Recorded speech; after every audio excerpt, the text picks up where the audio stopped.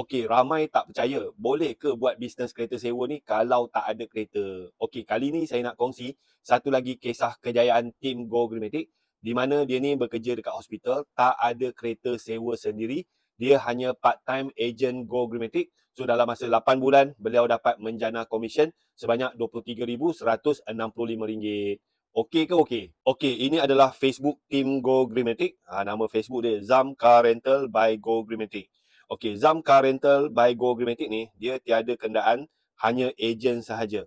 Okey, Zam Car Rental by Go Greenmatic ni, dia sertai Go Greenmatic pada 30 September 2024, tiada kenderaan sendiri. Dia ni bekerja sebagai pegawai khidmat pelanggan di hospital swasta di Selangor. Okey, ini adalah rekod sewaan dan komisen beliau pada tahun 2025. Januari sewaan dia 3,530, komisen dia 810. Februari sewaan dia 17,470, komisen dia 3,710. Mac sewaan dia 9,020, komisen dia 3,606. April sewaan dia 10,080, komisen dia 3,230. Mei sewaan dia 11,870, komisen dia 3,242. Jun sewaan dia 17,040, komisen dia 5,108. Julai sewaan dia 3,550, komisen dia 1,100. Ogos sewaan dia 8,090, komisen dia 2,360.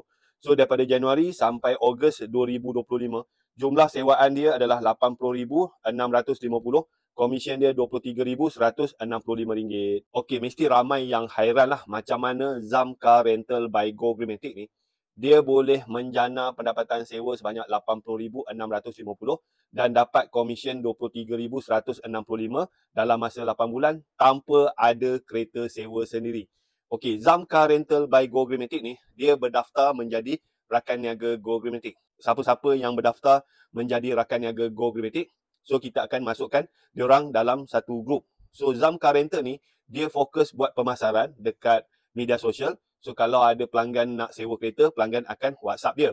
Okey, so dia bila dia dapat butiran tempahan, dia akan tanya dekat dalam grup Go Greenmatic. So dalam grup Go Greenmatic ni, kita ada beribu-ribu rakan niaga seluruh Malaysia. So Zam Car Rental by Go Greenmatic ni, dia boleh ambil tempahan kereta sewa seluruh Malaysia.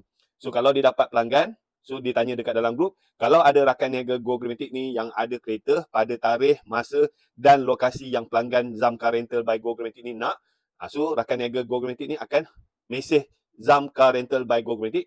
So Zam Car Rental by Go Greenmatic ni, bila dia dah dapat pengesahan kenderaan tu ada, dia akan maklum dekat pelanggan dia. Pelanggan dia, kalau pelanggan dia setuju, pelanggan akan bayar dekat Zam Car Rental by Go Greenmatic. So Zam Car Rental by Go Greenmatic ni, dia akan ambil komisen siap-siap dan dia akan bayar harga ejen kepada pemilik kereta. Pemilik kereta akan hantar kereta dekat pelanggan.